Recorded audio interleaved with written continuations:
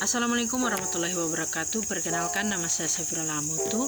Saya kelas 3E jurusan Pendidikan Guru Sekolah Dasar dengan NIM 1512149. Untuk memenuhi tugas mata kuliah konsep dasar IPA di SD dengan dosen pengampu Ibu Gamar Abdullah SSI MPD, di sini saya akan menjelaskan tentang sistem gerak dalam kurung otot pada manusia. Tanpa otot, tulang dan sendi kita tidak dapat digerakkan. Bagaimana cara bekerja otot? Yuk, mari kita saksikan penjelasan berikut ini. Otot adalah sebuah jaringan dalam tubuh manusia yang berfungsi sebagai alat gerak aktif penggerak tulang yang disebabkan oleh kemampuan sel-sel otot untuk melakukan kontraksi. Perlu diketahui bahwa jumlah otot di dalam tubuh meliputi sekitar 40-50% berat badan. Secara anatomi, otot tersusun oleh dua jenis filamen dasar, yaitu filamen aktin dan filamen myosin. Kedua filamen inilah yang menjadi penyusun suatu struktur otot yang disebut myofibril. Sekumpulan myofibril ini akan membentuk serabut otot. Otot dapat berkontraksi karena adanya suatu rangsangan, yaitu rangsangan mekanis seperti pijat, tarik, dan tekanan. Yang kedua adalah rangsangan suhu seperti dingin dan panas, dan yang ketiga adalah rangsangan kimia seperti asam basa dan garam. Dan yang terakhir adalah rangsangan elektris atau arus listrik. Struktur dari sebuah sel otot adalah sebagai berikut. Yang pertama adalah membran sel yang disebut juga dengan sarkolema atau plasmalema. Yang kedua adalah sitoplasma yang disebut dengan sarkoplasma, dan yang ketiga adalah retikulum endoplasma yang disebut dengan retikulum sarkoplasma, dan yang keempat adalah mitokondria yang disebut dengan sarkosom.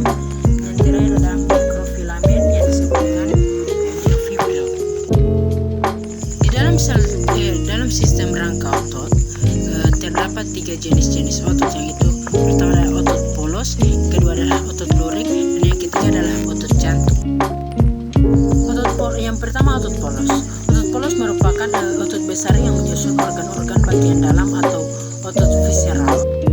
Otot polos dibentuk oleh sel-sel otot yang terbentuk dari gelendong dengan kedua ujung meruncing serta mempunyai satu inti tumbuh.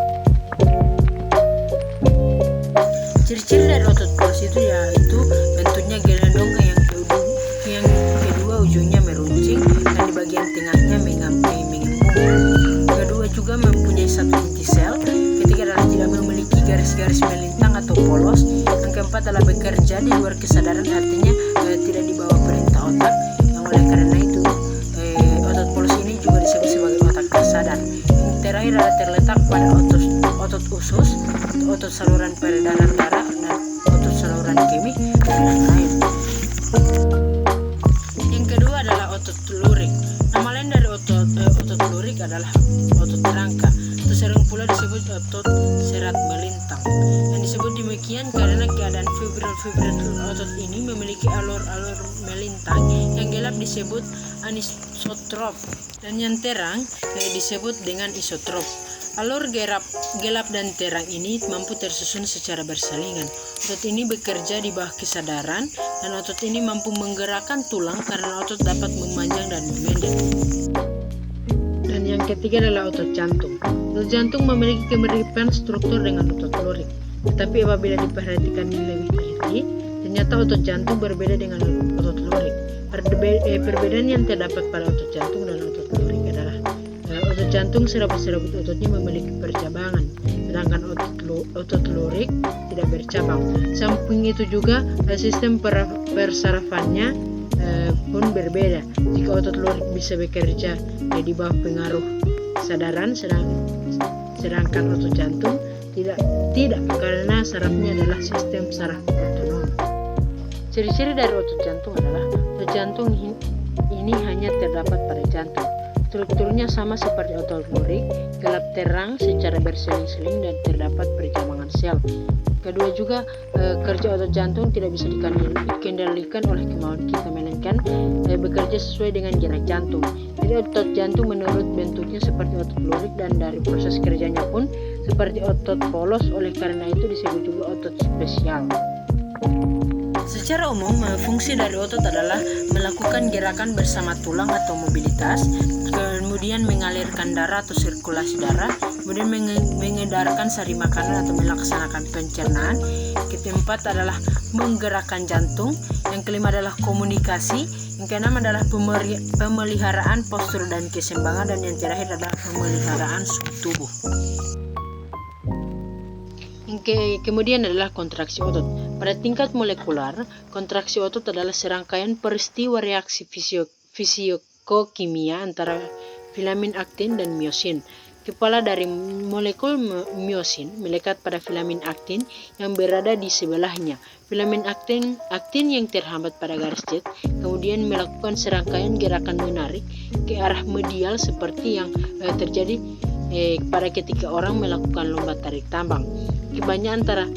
Jarak antara kedua garis jet yang merupakan ujung dari sarkomer jadi mengecil dan terjadilah apa yang disebut sebagai kontraksi sarkomer yang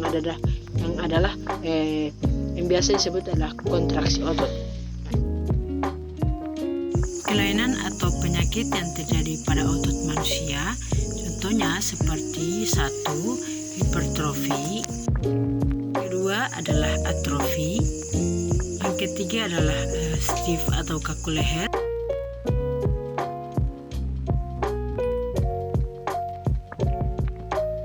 dan yang terakhir adalah tetanus.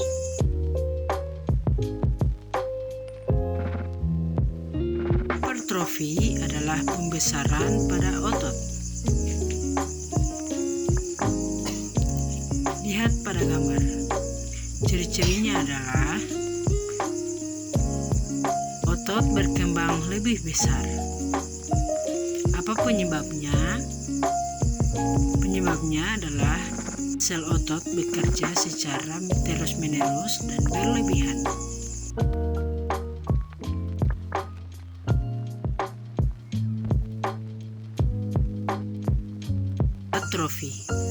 Atrofi adalah kelainan otot yang mengecil, lemah, dan menurunnya fungsi otot. Ciri-ciri atrofi adalah ukuran otot lebih kecil dari seharusnya, penurunan peredaran darah pada tubuh. Penyebabnya adalah makanan yang buruk, sirkulasi udara yang buruk, dan otot tidak digunakan atau karena penyakit yang merusak sel saraf otot.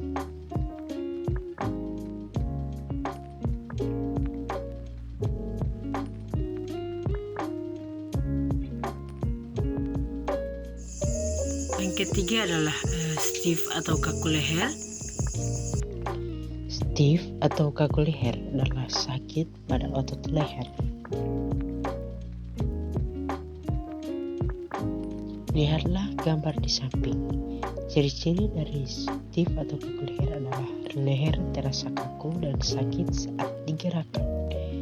Penyebabnya adalah cedera pada otot, infeksi meningitis, atau kelainan anatomi tulang belakang akibat bergerak secara tiba-tiba atau salah gerak.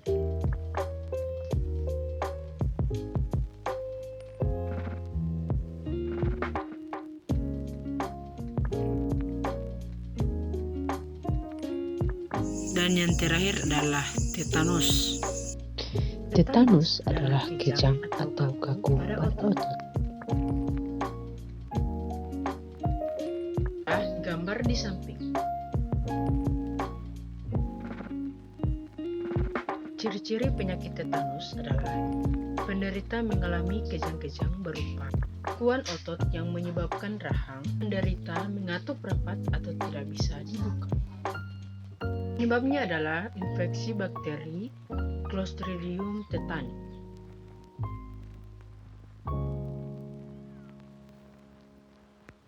Di saja penjelasan dari saya. Mohon maaf masih banyak kekurangan. Assalamualaikum warahmatullahi wabarakatuh.